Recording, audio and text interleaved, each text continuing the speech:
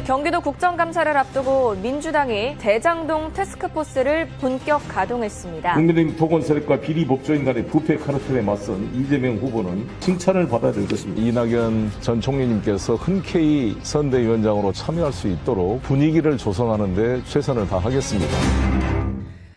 자, 민주당이 경선을 통해서 이재명 후보를 대선 후보로 선출한 지 한 일주일 지났습니다. 잘 아시다시피 여러 우여곡절이 있었어요. 폭풍 같은 일주일을 보내고 이제 본선 레이스 앞에 선 민주당 송영길 대표 지금부터 직접 만나보겠습니다. 대표님 어서 오십시오. 네, 안녕하십니까. 날씨가 추워졌네요. 마음은 더 춥지 않으셨어요? 지난 일주일 동안? 우리 국민들이 코로나 때문에 너무 힘든데 날씨도 추워지는데 그나마 오늘부터 이제 거리두기 제한이 8명까지 허용되고 그래서 제가 결혼 예식장 우리 신혼 예비 부부들이 99명밖에 식사를 제공 안 해줘요. 100명은 답례품. 그걸 한 250명으로 늘렸는데 잘 체크해 보겠습니다. 아이고 고생 많으셨습니다. 네. 경선 쭉 치르시면서 소감 어떠세요? 네, 아무래도 다 대통령을 뽑는 거니까요. 다 치열하고 경쟁이 이제 격화되기도 했지만 그래도 민주당이 저력을 보여주어서 약간의 논란이 있었습니다만 잘 수습이 됐고 또 우리 이낙연 후보님도 대승적으로 또 저희 당무위원회 결론을 승복해주고 의원님들도 하나가 돼서 지난번에 이재명 후보가 국회를 방문해서 우리 의원총회 전체 의원들의 박수를 받고 하나로 통합이 됐습니다. 그 서른 의원하고는 포옹하시는 네네네. 그 장면이 굉장히 인상적이었는데 네. 꼭 예상하셨어요? 그럼 포옹이 있을 거라고? 서른 의원님이 아주 열정적인 분인데 또 뒤끝이 없는 분이라서 또 한번 그러시죠? 예. 포옹하고 다들 조금 옆에서 놀라지는 것 같기도 하고. 예. 뭐 저도 죄송하다 그랬더니 뭐 됐어 이렇게 또 하시더라고요. 됐어 그러고 가셨어요. 됐어. 됐다. 그러면 됐다. 그러면 됐다. 그러면 됐다. 그렇게 받아주시더라고요. 사실은 상처도 많이 받으셨어요. 송영길 대표도 경선 동안. 저야 뭐 대표니까 그러려니 하고. 아니 이낙연 전 대표도 좀 이렇게 표현을 막 하는 분이 아니신데 해단식 때 그 말씀들 보니까 이분도 좀 상처를 많이 받으셨구나 생각이 들더라고요. 그런 면이 있는 것 같아요. 워낙 우리 이낙연 총리님은 점잖으신 분이라 사실 선거에 낙선돼본 건 처음일 거예요 이분이. 큰 선거에서. 국회의원 막 출마하시고부터 지금까지 종로 보궐선거까지 한 번도 안 떨으셨잖아요. 기억이 없어요. 그런 기억이. 그러니까 이게 충격이 아마 크실 거예요. 저도 전화 드리면서 저도 상처를 많이 받았습니다. 전화? 제가 그랬거든요. 아니, 저도 막 수많은 문자 폭탄에 뭐 가짜 뉴스에 상처를 받죠. 정치를 하다 보면. 근데 이제 그러려니 하고 있고 하나로 모입시다 이렇게 말씀을 올렸습니다. 근데 전화해서 지금 아마 강원도의 사모님이랑 좀 쉬시는 것 같아요. 그래요. 그러면 그 해단식 후에 전화 좀 길게 통화를 하신 겁니까? 그러셨어요? 아니 긴 통화만이 아니라 좀 얼굴 보고 만나셔서 허심탄회한 이야기를 나누는 기회가 있으셔야 돼요. 곧 찾아뵈려고 합니다. 약간 좀 총리님 좀 쉬시게 해주는 것도 A가 아닌가 싶습니다. 언제쯤으로 그럼 계획을?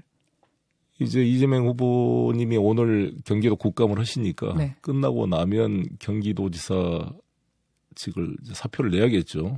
그건 다음 주쯤 됩니까? 그래야 예비 후보 등록을 하고 이제 정식 이재명 후보께서 이낙연 전 총리를 찾아뵈야죠. 그게 중요하죠. 이재명 지사께서 이낙연 전 대표 전 총리를 직접 찾아가는 요 구상을 좀 하고 계세요. 뭐 저도 찾아뵐 거고요. 그러면은 뭐 이른바 명락회동은 국감 후에 곧 있을 예정. 그래서 막걸리 한잔 하면서 서로 또 풀어지지 않을까 싶습니다. 그러니까 다음 주 초 정도로 보고 계세요. 그러면은 다음 주 중으로? 그렇게 또 압박하면 안 되니까 일단 총리님 말씀을 들어봐야죠. 오케이는 하셨어요? 만나는 거에 대해서? 뭐 그러실 것 같습니다. 그렇습니다. 한 발 더 나가서 이낙연 전 대표의 어떤 선대위원장 수락 가능성은 어떻게 보세요? 그 문제도 잘 풀리지 않을까 싶습니다. 아, 그것도 오케이를 하셨습니까? 혹시? 아니죠. 아직 그렇게 말씀드리면 안 되고 일단 만나 뵙고 다 하나씩 뭐 상의를 해야죠. 예. 근데 뭐 이 어떤 대표로서의 희망을 넘어서 받으실 거라는 어떤 감이랄까요? 이런 게 있습니까? 네, 선거 과정에도 우리 이낙연 총리께서 사전에 불복이란 없다. 항상 그렇게 원팀을 말씀해 오셨기 때문에 이제 좀 시간이 좀 필요하죠.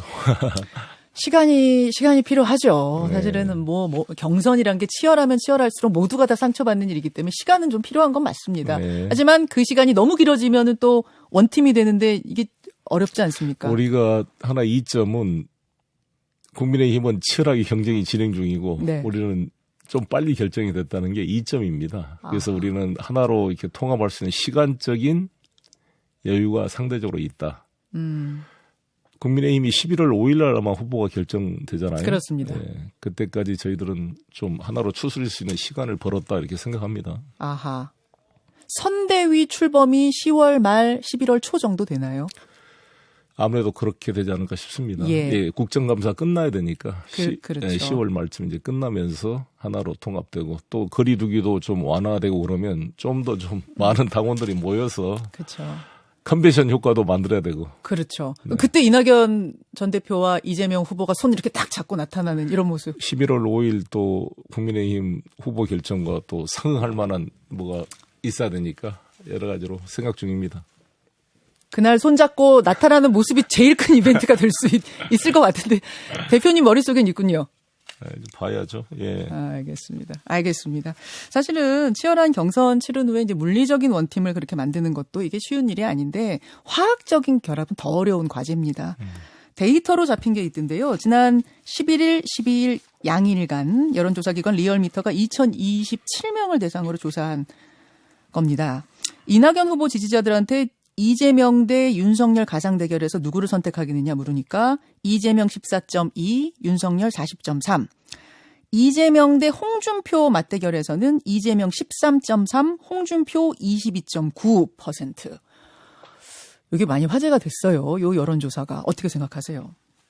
네, 그거는 뭐 그때 일시적 상황이기 때문에요. 지금은 뭐 여론조사를 해보면 비슷한 상황입니다. 그래서 저는 이 문제는 계속 변화되고 있는 것이고 11월 5일 국민의힘 후보가 결정되면 또 상황이 달라질 것이다 이렇게 생각합니다. 아, 국민의힘 후보가 결정되면 네. 그게 또 영향을 줄 수 있다고 보세요? 그렇습니다. 오히려 국민의힘 후보가 결정되면은 뭐 컨벤션 효과 이런 거 나타나면 더 조금 어려워지고 그런. 우리도 컨벤션 효과가 안 나왔다 이렇게 지적을 하잖아요. 역 컨벤션 효과 뭐 이런 예, 말들 하더라고요. 야당은 더 심하지 않을까요? 우리는 그래도 이제 폭탄이 사라졌다고 한다면 저기는 지금 폭탄이 계속 지금 돌아가고 있는 거잖아요. 지금 윤석열 후보님이나 홍준표 후보님 그 두 분이 이렇게 토론한 거를 보거나 예. 유승민 후보님 이렇게 보면 그 차이가 우리 후보님들 간의 그런 차이보다는 훨씬 큰 것 같습니다. 그 치열함이.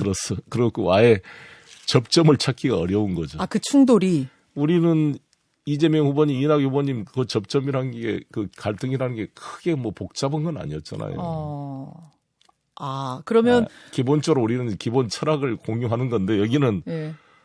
스파이라고 서로 싸우는 거잖아요. 아니 문재인 정권의 입신양명에서 네, 자기 당을 다 죽이고 5명을 수사 중에 자살하게 만들고 이렇게 소위 적폐청산으로 박근혜 이명박을 다 구속시킨 사람을 어떻게 우리 당의 대선 후보를 하느냐라고 홍준표 후보님은 지금 외치고 있고. 스파이다. 그리고 박근혜 지지자들 모임도 뭐 조원진 뭐 공화당이니까 그렇지만 다 홍준표 후보를 지지하면서 배신자도 아니죠. 그러니까 변절자라고 그러는 거죠. 변절자. 이런 공격, 이런 서로 승복하기 어려운 논리 구조 아닙니까? 아하. 그러면 민주당 원팀보다 국민의힘 원팀이 더 어려울 것이다. 저는 훨씬 어려울 거로 보는데요. 훨씬 어려울 거라고 그래서 보세요. 저는 오히려 우리는 숙제를 해결했고 예. 완전히 해결한 건 아니지만 일단 후보를 확정해서 해결해 가는 중이고 예. 저쪽은 이제 숙제가 지금 폭탄이 다가오고 있는 것이고. 근데 말이죠. 자, 그래프 하나만 띄워주세요. 네. 어떤 그래프가 있냐면 정권 교체냐, 정권 재창출이냐를 묻는 여론조사가 지금까지 네네. 쭉 있었습니다. 쭉 있어 왔는데, 저희 유튜버 레인보우로 지금 보여드리는 그래프를 보면 추이가 보입니다. 2021년 들어서는 네. 계속해서 정권 교체를 바란다는 국민 여론이 정권 재창출 여론보다 높아요. 네. 일관되게 높습니다. 그래서 사실은 여야 후보들을 쭉 늘여놓고선 여론조사하는 건 엎치락뒤치락 막 하는데 이거는 너무도 일관되기 때문에 사실 여당으로서 민주당으로서 가장 겁나는 게 이 정권 교체 민심 아닌가 어떻게 보세요? 모든 국민이 내일은 오늘보다 낫기를 바라는 것이라고 생각을 합니다. 그래서 저는 당연한 또 흐름일 수 있다. 우리 김대중 정권 말기에도 정권 재창출이 높았습니까? 교체가 높았습니까? 그때도 정권 교체. 근데 우리 노무현 후보가 당선이 됐잖아요. 그때 노무현 후보는 완전 비주류 이런 느낌이었잖아요. 그렇죠. 근데. 그래도 그러니까 저는 이재명 후보가 당선되는 것도 새로운 정권을 창출하는 것이다. 문재인 대통령께서 다시 출마하는 게 아니잖아요. 이재명 후보가 대통령이 돼도 정권 재창출이다. 그러니까 정권 교체다. 정권 교체다 아니다를 떠나서 새로운 정권이 만들어지는 거잖아요.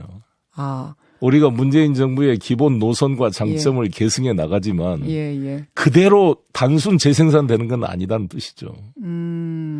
그리고 더구나 이재명 후보가 문재인 정부의 무슨 총리나 강요나 뭐 핵심 역할을 했던 분은 아니잖아요. 경기도지사로 지방행정을 했고 예. 또 핵심 주류 그룹이 아니었습니다. 그래서 변화에 대한 기대가 있잖아요. 또 이재명은 한다면 합니다라는 게 있잖아요. 이번에 전국민 재난지원금 문제 가지고 제가 홍남기 부총리와 아주 부딪혔는데 네네. 경기도는 그냥 다 하겠다고 지금 다 결정한 거잖아요. 네, 그러니까 네. 뭔가 좀 차이가 있는 거죠. 차이가 있다. 그래서 이런 변화에 대한 기대가 있다고 보여지고요. 그래서 이재명 후보를 보면 지금 뭐 여러 가지 뭐 논란 때문에 그렇습니다만 집행력과 실행력 뭔가를 좀 경제를 잘 살릴 것 같다 이런 평가는 높은 거 아니겠습니까? 그래서 예. 새로운 정권 창출, 문재인 정부의 장점을 계승하되 부족한 점은 보완, 변화시켜 나간다. 이것을 강조함으로써 국민들의 쩌란 요구를 잘 수렴하려고 그럽니다. 저도 민주당의 비주류로서 당대표가 된 거고 예.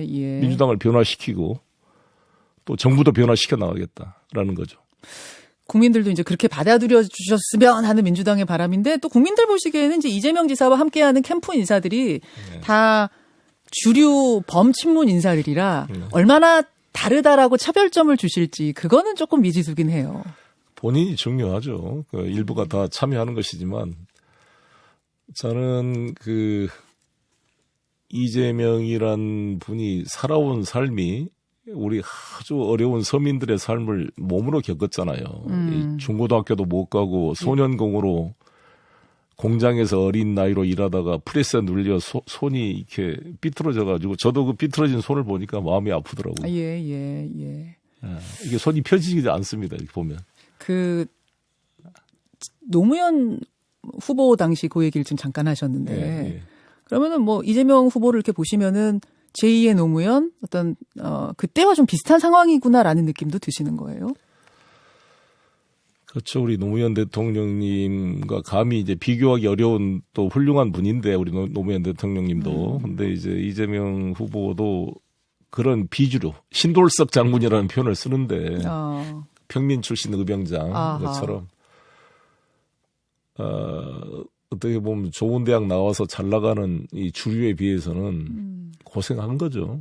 그리고 정치에 들어와서도 무슨 주류에 속하지 않았고 계속 주변에 돌다가 성남시장이라는 자리를 어렵게 한번 맡았다니 자신의 실력을 발휘했고 또 그것이 국민들의 평가를 받아서 경기도지사가 됐고 그래서 이재명 후보의 그런 유세 트레이드마크가 조그마한 권한을 줬더니 이렇게 성남을 변화시켰고 또 경기도를 변화시켰다. 그래서 대한민국에 이끌 기회를 달라 이렇게 호소하고 있는 것입니다. 알겠습니다. 그런 면에서 정권 교체를 바라는 뭐 국민들의 열망 그것에 어떻게 보면은 뭐 아주 다르지는 않을 것이다. 양쪽을 다 받아내는 그런 후보가 될 것이다. 그런 말씀처럼 들려요. 정권 재창출, 정권 교체 양쪽의 예를 열망. 들어서 윤석열 총장 같은 경우에 우리 문재인 대통령이 너무 착하시잖아요. 마음이 그 절차를 아주 중시하시고. 그래서 윤석열이 그러한 행위, 이번에 판결에도 나왔지만 결국 불법이 인정돼서 추미애 법무부 장관의 징계가 타당하다라고 지금 법원이 손을 들어준 거잖아요. 예. 아마 그런 경우에 불러다가 그만둬라라고 해야 되지 않았나. 예를 들면 좀 스타일이 좀 차이가 있는 거죠. 스타일이 다르다. 네. 알겠습니다. 민주당 송영길 대표 만나고 있습니다. 오늘 이재명 지사가 참석하는 행안위 국감이 있습니다. 정면 돌파냐 정면 충돌이냐 막 이런 해석이 나오더라고요. 득이 될 거냐 독이 될 거냐. 어떻게 생각하세요? 당연히 득이 될 거라고 생각합니다. 당연히 득입니까? 예. 근데 사실 제가 나가지 마시라. 그러니까요. 왜 말리셨어요 그러면? 아니 그때만 오더라도 이 대통령 후보가 가면 국감이 아니라 이것은 그 야당 의원들의 정치 공세의 장이 될 텐데. 즉 저희가 걱정은 거기서 야당 후보들이 막 그 안 좋은 막 모욕적인 말도 하고 막 좀 과장되고 막 그런 가짜 뉴스로 공격을 하면 또 발끈해서 화를 낼 수가 있기 때문에 그것을 참을 자신이 있으면 예. 나가시고. 그렇게 말씀하셨어요? 그걸 참고 국민들에게 친절하게 이렇게 차근차근 설명하는 자세. 그렇게 오해하실 수도 있지만 사실은 이렇습니다. 이렇게 좀 국민들이 알아들을 수 있도록 좀 배려하면서 잘 답변할 수 있을 자신이 있습니까? 자신 있다 그러시더라고요. 그래서 잘 하실 걸로 생각합니다. 그래서 이번에 더구나 이것은 국민들께서 보시기에 선서를 하고 하는 거거든요. 맞습니다. 이걸 위증을 하면은 바로 이건 고발이 됩니다. 그래서 국감에서 증인 선서를 하고 하는 진술의 신빙성은 높을 수밖에 없는 거고. 그래서 국민들께서 신문에서 편집되지 않는 생방송을 한번 보게 할 필요가 있다고 봅니다. 편집되지 않은 생방송으로 국민들께 구구절절 다 자세하게 친절히 설명할 기회로 삼아라라는 조언을 하셨군요. 그렇습니다. 버럭하지 않을 자신이 있으면 나가셔라 하니까 예스 하신 거예요. 예. 아니 조선일보 같은 거 보도를 보면 이게 윤석열 후보 선거 홍보물 같은 느낌이 들어요. 그 무슨 말씀이세요? 신문이요? 너무 심하게 이재명 후보의 조그마한까지 찾아서 이재명 후보 손가락이 10개다 이런 것도 막 기사화 시킬 태세입니다 보면. 그래서 그런 편집된 언론에 의해서 만들어진 그 이미지가 아니라 편집되지 않는 생방송을 한번 국민들께 보여주는 것도 괜찮다고 생각합니다. 말렸던 거는 그럼 괜히 말렸다 싶으신 거군요. 그것도 의미가 있었고요. 알겠습니다. 그런 의미를, 그러니까 국민들께서 그럼에도 불구하고 이재명 후보가 위험을 감수하고 나오는 이유는 그만큼 자신감이 있고. 자, 거기서 질문 하나 드리겠습니다. 그러면 지금 특검하자 이렇게 지금 야당들이 주장하고 있는데 그거 받아서 더 말끔히 털 수도 있는 거 아닙니까? 그렇게 되지가 않습니다. 아닙니까? 아시다시피 지금 박영수 특검이 지금까지 하고 있어요. 국가 예산을 쓰고. 국정농단 특검이요. 특검이 지금까지 지금 4년이 5년까지 특검을 하고 있습니다. 물론 공소 유지를 위한 특검이긴 하지만 지금은. 그 박영수 특검이 핵심으로 관련된 사건이 아닙니까? 지금 사건이? 의혹을 받고 있죠. 그렇습니다. 그래서 모든 특검이라는 게 13번이 있었습니다만 검찰 수사를 하지 않고 특검하는 경우가 없어요. 그래서 지금 검찰, 경찰 수사를 해야 될 단계고 그리고 대선이 다가오고 있는데 특검을 해가지고 대선 내내 이걸 검찰이 선거를 하도록 하면 안 되는 거 아니겠습니까? 그 전에 빨리 끝낼 수 있도록 지금 단계에 수사를 박차를 가하는 것이 중요하다. 언제쯤 생각합니다. 검찰이 이걸 마무리 짓는다고 지금 알고 계세요? 글쎄요, 그 대선에 본격적 들어가기 전에 결론을 내줘야죠. 12월이라는 이야기도 돌던데 그 정도면 가능할 거라고 저는 보시면. 그 안에 될 수 있도록 해야 한다고 봅니다. 그러십니까? 알겠습니다. 대선 시간이 얼마 안 남았는데 본선 관련해서 이 질문도 좀 드려야겠어요. 이제 이재명 후보는 확정이 됐으니까 국민의힘에서는 누가 맞상대로 나올 것인가에 관심이 가는데 송영길 대표 보시기에 가장 껄끄러운 상대는 누굽니까? 제가 후보가 아니기 때문에 4명 후보 누구라도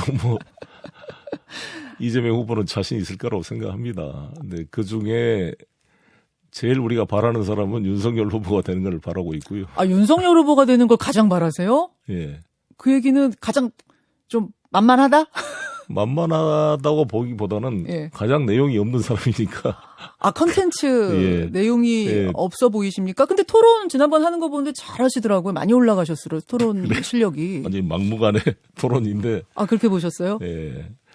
그래서 유승민 후보하고 윤석열 후보하고 1대1 토론을 한번 해봤으면 여러 가지 그 부실한 게 다 드러날 걸로 생각이 됩니다. 자, 윤석열 후보가 나오시면 제가 그 질문도 직접 한번 드리도록 하고, 오늘 본선을 앞둔 송영길 대표와의 인터뷰는 여기까지 하겠습니다. 송 대표님, 오늘 고맙습니다. 네, 감사합니다.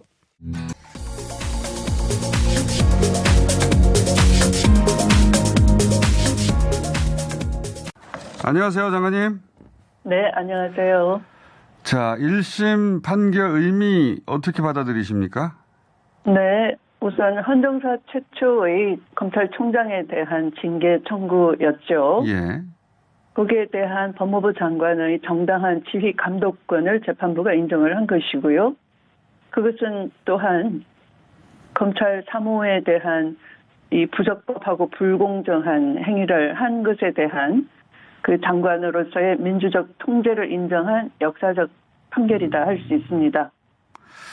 자, 실제 결과를 보면 오히려 징계 하한보다 가볍다. 2개월은 정직 네. 2개월이 났는데 그때 당시에 네, 면직 가능하다는 판결 아니겠습니까? 네. 이거 왜 면직 가능하다고까지 했을까요? 법원에서? 그만큼 비위가 심각했다, 중대했다라는 것이고요. 특히 어느 그것은 대목이 그렇습니까? 우선 그 판사 사찰에 예. 대한 심각성을 인정을 한 것이고요. 예.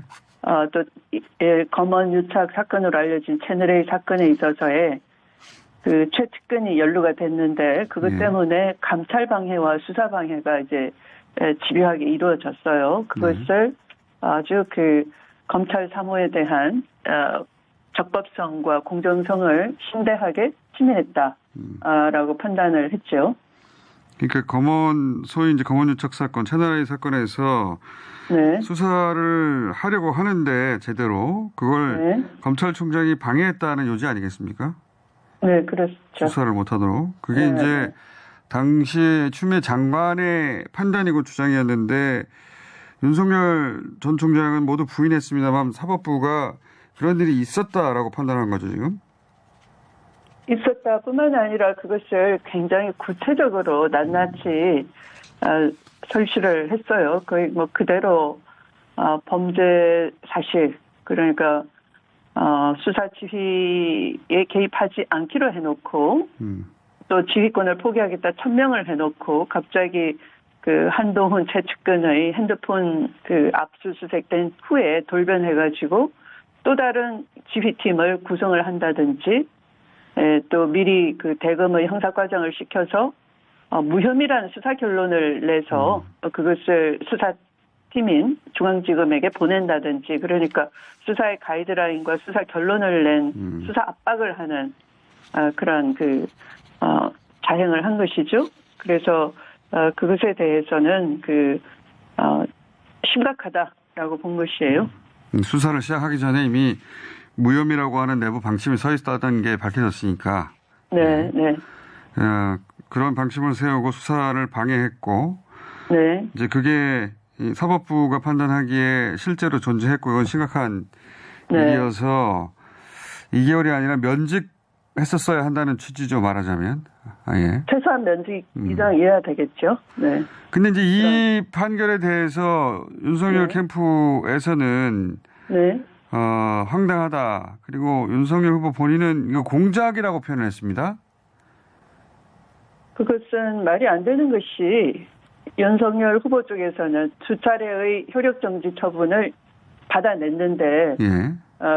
왜 법원의 판단이 달라졌느냐 그렇죠. 이렇게 주장을 하는 거죠. 그런데 효력정지 처분은 임시처분이고요. 일형의 그 소명을 듣고 했는데 그 당시는 이 추윤 갈등 언론 프레임 속에서 기세에 눌려 있었어요, 법원도. 그래서 이제 총장을 무리하게 쫓아낸다. 이 프레임 속에서 검찰총장의 임기를 보장하는 것 자체가 검찰의 정치적 중립을 지켜주는 것이고 그걸 깨는 것이 바로 회복할 수 없는 손해를 예방하는 것이다. 이 관점에서만 본 것이에요. 예. 그리고 나머지는 다 본안 가서 판단할 것이다라는 것이고 그 본안 판단을 지난주에 내렸던 것인데요. 그러니까 그 본안 판단에서 본 것은 사실은 여태까지 보면 몇 달간 심리를 은밀하게 한 거잖아요. 예. 그런데 그 사이에 그 추윤 갈등 프레임 말고 새롭게 볼 수 있는 여러 사건이 생기는 거죠. 프레임을 깨버리는 사건이. 그것은 바로 검찰총장 스스로가 임기 보장을 해줬는데도 그 임기를 깨버리고 정치 선언을 하면서 나온 거예요. 온몸으로 이 정치인이 돼버린 거죠. 그래서 그 전대 사실 자체가 무너져서요. 그래서 새로운 눈으로 볼 수 있는 눈이 생겼는데 그것은 바로 두 가지 사건이 생긴 거예요. 하나는 청부고발 사건이 생긴 거예요. 그래서 그 앞에 채널A 고발사주 소위. 예. 네네. 그걸 덮기 위해서 청부고발을 기획한 것인데, 그러니까 이게 전체 다를 새로 봐야 되겠구나, 라고 저는 짐작이 되고요. 재판부도 그렇게 심각하게 보는 눈이 생겼다는 것이고, 또 제 스스로가 장관 시절에는 말을 아낄 수밖에 없잖아요. 네. 저도 역시 공직자니까.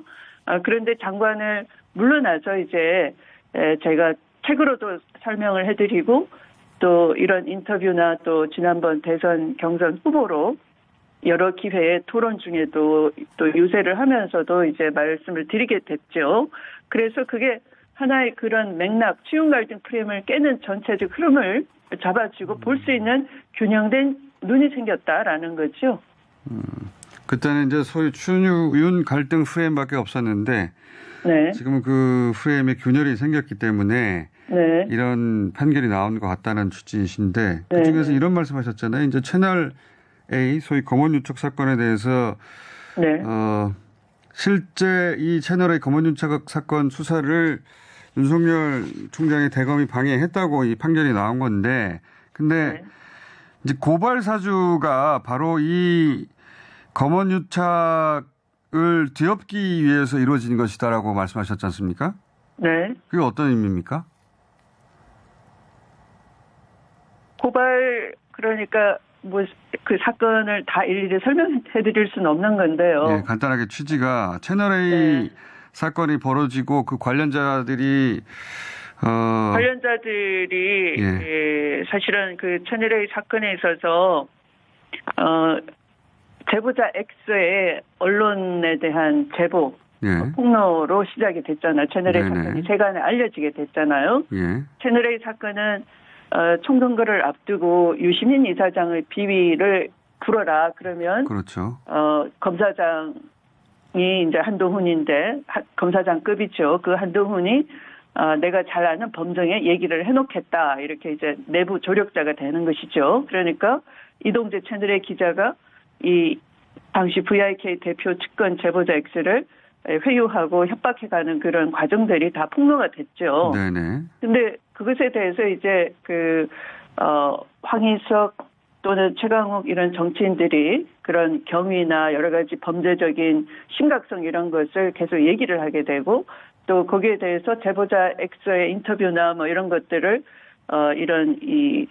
이른바 이 레가시 미디어 이외의 언론인들이 계속 얘기를 하게 되잖아요. 그러니까 예. 그들을 표적 삼아서 이제 고발장을 만들어서 이 대검 범죄 그러니까 수사정보정책관실에서 나온 그 고발장을 가지고 야당에 던져주면서 고발을 사주했다라고 지금 드러났잖아요. 수면 위로. 그러니까 그것은 하나의 일련의 사건이다. 그러니까 채널A 사건에 있어서 제보자 X의 폭로로 불발이 되니까 미수에 그치니까 그 후에 또 다른 공작을 하게 되는 거죠. 그것도 선거 앞둔 아주 중요한 시기에. 그래서 실제 최강욱 그 대표에 대해서는 고발이 이루어진 바가 있는 것이고요. 그래서 이것은 따로따로 볼 사건이 아니고 일련의 이 검언 유착뿐만 아니라 검언정 이런 상권 분립이나 또는 해서는 안 되는 그런 그 선 넘은 일을 한 국기문란 사건이다라는 것이 이 사건의 본질이다라는 거죠. 요약하면 검언유착에 대해서 비판하고 주장하는 여당 정치인들을 이제 입을 막기 위해서 야당의 네. 고발을 청탁한 거 아니겠습니까? 네. 말하자면 이 고발 사주의 네. 본질이라는 게 네. 그러니까 이게 채널 A 사건, 검언유착 사건하고 다 연결되는 것이고 실제 그런 일이 있었구나 하고 사법부가 판단했던 걸로 보인다. 이런 취지시죠? 판단했다고 보인다가 아니고 그걸 낱낱이 판단을 한 것이죠. 판단했다. 그러니까 네. 그러니까 근데 지금 윤석열 캠프에서는 네. 그게 이제 네. 공작이라고 하는 걸 보면 사법부가 네. 어떤 시점을 골라서 그러니까 네. 국민의힘 경선이 있는 이 시점을 골라서 이런 판결을 내린 것은 뭔가 이 정부 여당과 이제 어떤 이야기가 있어가지고 사법부를 움직인 거 아니냐 이런 취지인 것 같거든요. 공작이라는 걸 보면. 공작이라고 하려면 공작의 근거가 있어야 되는데 단순히 그 시점 얘기를 하는데요. 예. 그 시점이야말로 만약에 그 윤석열 후보가 빨리빨리 토론도 하겠다라고 하고 끌지 않았으면은 이렇게 그 맞물리지 않죠. 그런데 그런 정치 일정과는 무관하게 이 판단은 며칠 전 국정감사장에서 그 법원 측에서 원고 청구인 쪽에서 서둘러서 빨리 종결해달라고 했지 않느냐라고 하니까 아무 소리 못 하더라고요. 그러니까 아마도 이 결론이 원고 패소 그를 짐작을 하지 못하고 그냥 잘해야 이게 이미 총장이 옷을 벗었기 때문에 이 정직 2개월의 그 집행을 할 수가 없어서 소의 이익이 없어서 각하 처분을 할 것이다. 그러면 뻔뻔하게 계속 이게 윤석열 쫓아내기였다.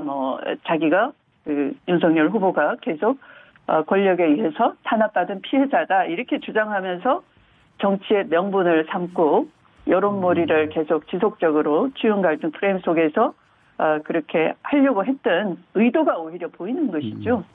이미 총장에서 판결문이 이제 언론에 공개됐는데 그걸 한 40쪽을 다 보면 윤석열 후보 쪽에서 논거가 하나도 없어요. 그러니까 그걸 판단을 굉장히 논리적이고 구체적으로 설치를 한 것에 비해서 윤석열 후보 쪽은 그런 공작이다 지금 와서 얘기하는데요.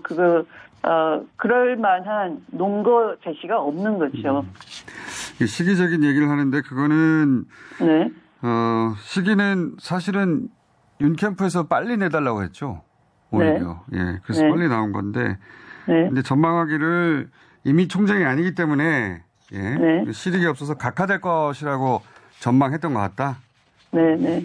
근데 이제 이게 패소로 나오니까 그래서 공작이라고 하는 거다 이런 취지신데 당황을 해서 이제 하는 말이 겨우 공작이다. 이런 그 황당한 얘기를 하는 것이죠. 공작이라고 하고 이제 근거 제시를 아직 안 했기 때문에 예. 네. 자, 그 민주당 얘기를 그럼 잠깐 해보겠습니다. 이제 경선은 끝이 났는데 네. 승복 선언이 이낙연 전 대표로부터 있긴 있었습니다만 아직 다 그 원팀으로 봉합이 됐다 이러기에는 아직 이르죠. 어떻게 원래 보세요? 그 원팀이라는 것이 처음에 이제 캠프가 구성이 돼서 움직이기 때문에 예. 그 경선 과정이 한 석 달 이상 진행이 된 거잖아요. 그리고 캠프를 꾸린 쪽은 아주 오래 전부터 그 캠프를 꾸려진 것이고요. 그래서 이제 그분들이 하나의 직진을 하다가 그 직진을 해체하고 다시 모이자 당 중심으로 하려면 시간이 좀 걸리죠. 과거의 경험을 보더라도 그렇습니까? 네, 그렇죠. 네. 이 대선 과정 많이 지켜보셨으니까 이 정도 갈등이라면 과거에 비해서는 어떻습니까? 대단히 성숙한 거예요. 과거에는 뭐 강목 부대가 있었고요. 경선장 자체가 아수라장이죠. 그런데 지금 경선은 지지자들끼리 서로 연호도 해주고 하나의 그 축제인 건데요. 뭐 이번 경선은 좀 네거티브가 판을 쳐서 그런 제가 바라던 아름다운 축제의 경선장은 되진 못했다 하더라도 경선 후에 그런 물리력 동원이 없고 하는 거 보면 그냥 말로만 그러는 거잖아요. 그래서 그건 어느 정도 뭐 근거도 없는 것이고 또 시간이 지나면 오히려 또 미안했다라고 하면서 서로 포옹하고 또 열심히 뛸 시간이 또 오게 돼 있어요. 아직 5달 남아있기 때문에 시간이 그렇게 없는 건 아니기 때문에요. 오랫동안 정치를 해오셨기 때문에 이 정도라면 곧 해결될 것이다 이렇게 보시는 거군요. 네네. 알겠습니다. 네. 경선 과정에서의 후보로서의 이야기, 본인의 정치적 이야기는 다음 기회에 저희가 스튜디오에 직접 모시고 듣겠습니다. 네. 네. 오늘 말씀 감사합니다. 네, 감사합니다. 네, 추미애 전 장관이었습니다.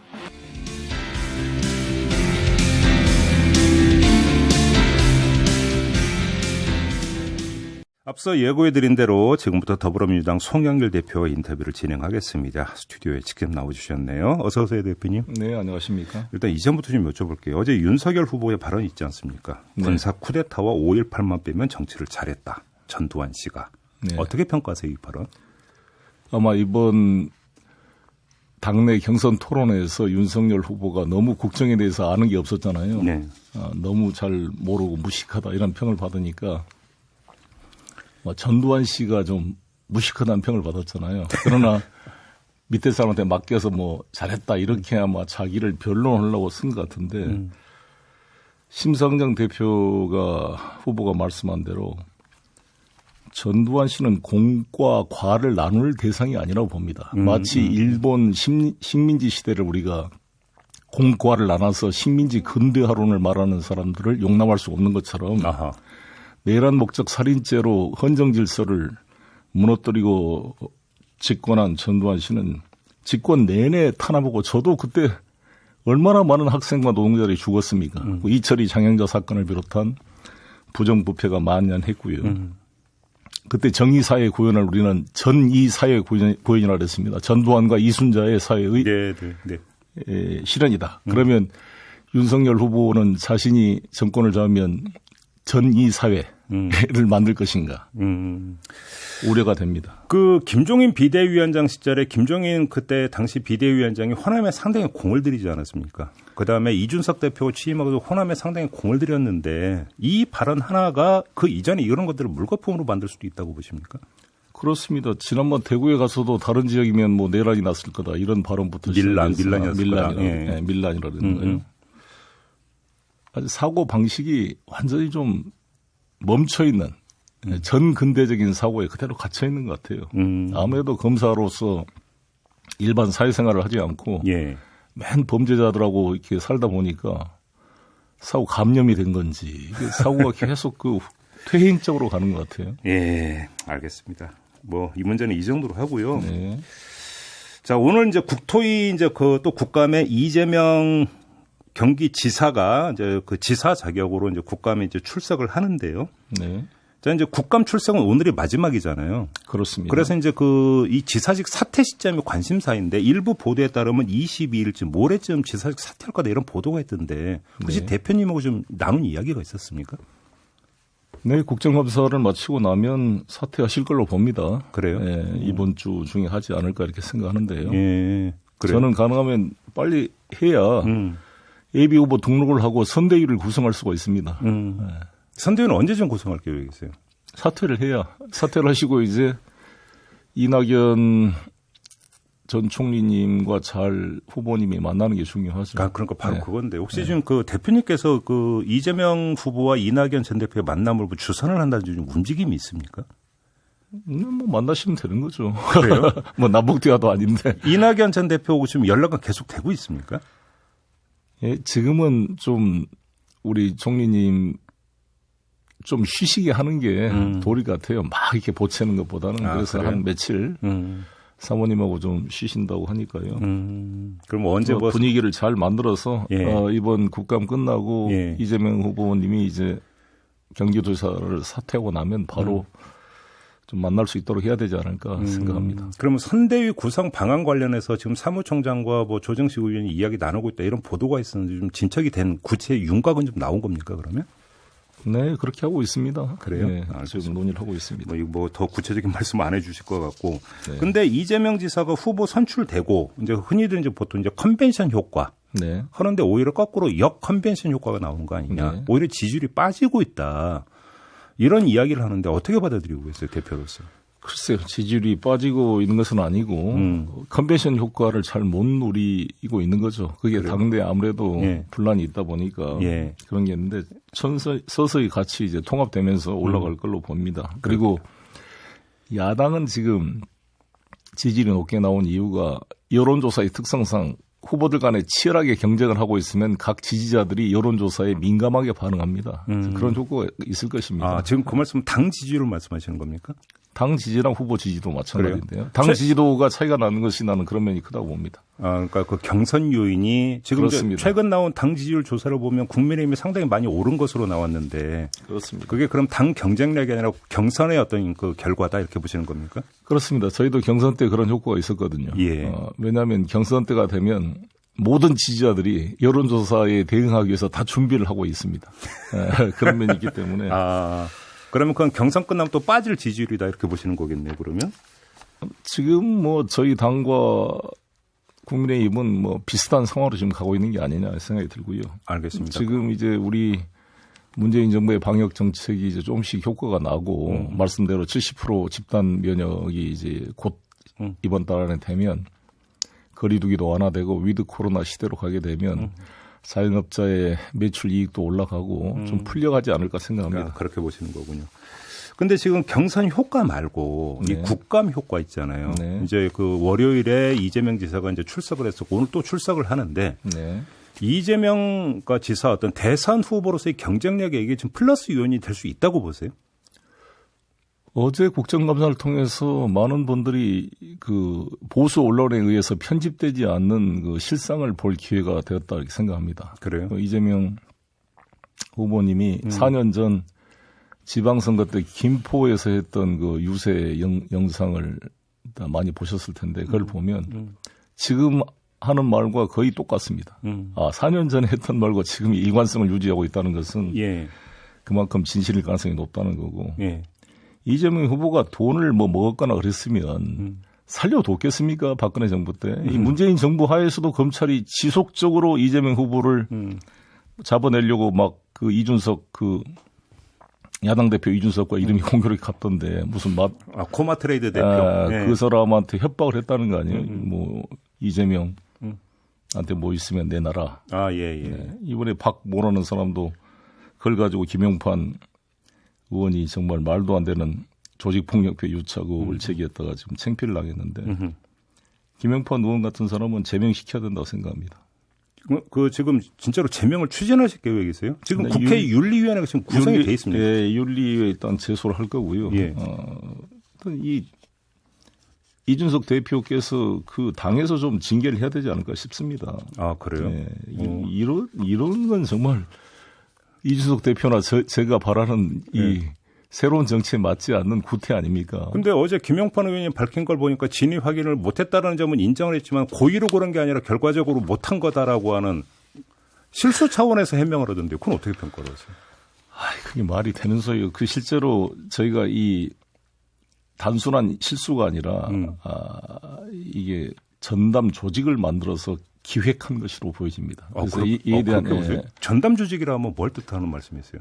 그러니까 예를 들어서 지난번에 우리가 김경준 씨를 입국시켰을 때 기획 입국서를 이야기해가지고 BBK 때 말씀하신 김경준의 거죠? 동료 수감자를 이렇게 유혹해서 가짜 편지를 쓰게 해가지고 그걸 홍준표 후보가 그걸 갖고 주장에다 나중에 잘못했다고 반성도 했잖아요. 거의 이게 복사판이라고 보시는 겁니까? 거의 비슷하게 지금 뭐 남욱 변호사 들어온 것도 뭐 어떤 분이 기획 입국 뭐 이런 얘기도 하기도 하고 이 박철민 씨, 박 씨의 아버지가 그 친박연대 공천을 받았던 국민의힘 소속 그 성남시 의원을 3번 했던 분 아닙니까?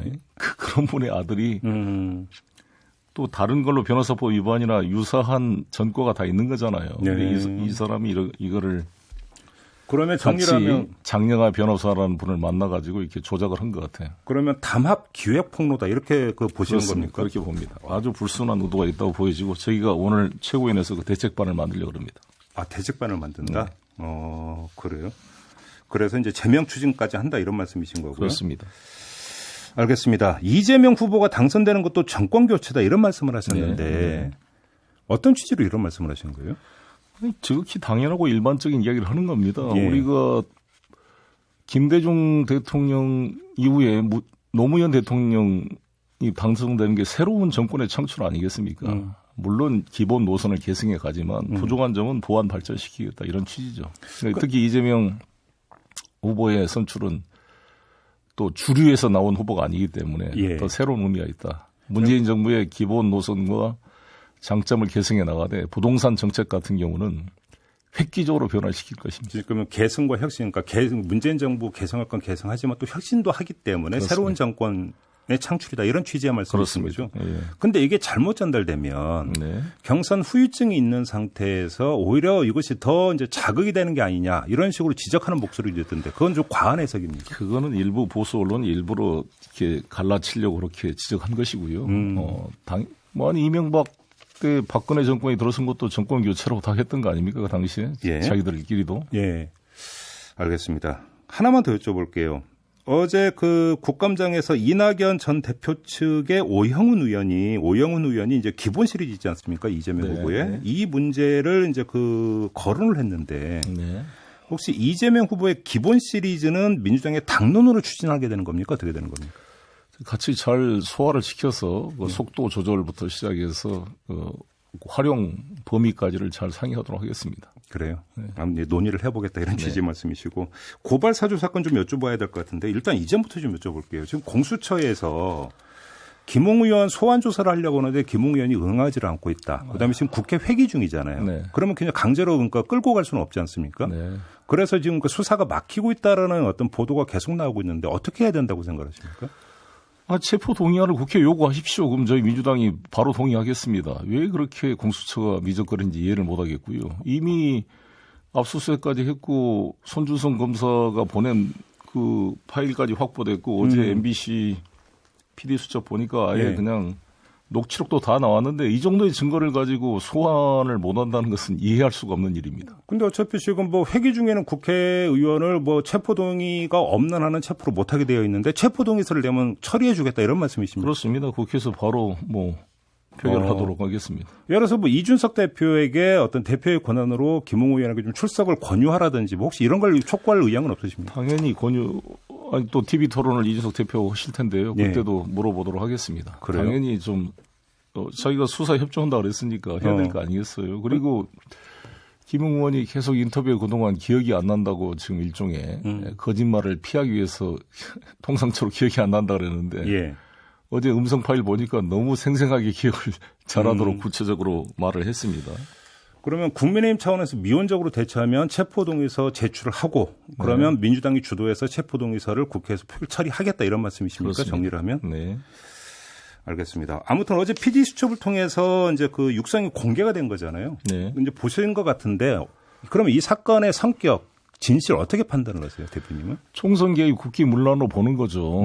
작년에 바로 총선이 있는 1, 2주 앞 4월 초에 예. 이 야당 국회의원 후보한테 현직 검사가 조직적으로 고발장을 만들어서 고발 대상도 여권 인사고 고발 내용도 손준성 본인을 변론하기 위한 것이 아니라 검찰총장의 장모 철을 변론하기 위한 걸 써줬다는 것은 예. 국기문란이고 총선 개입입니다. 그래서 실제로 윤석열 후보께서 그동안 자기는 사람에게 충성하지 않고 조직에 충성한다 그랬는데 예.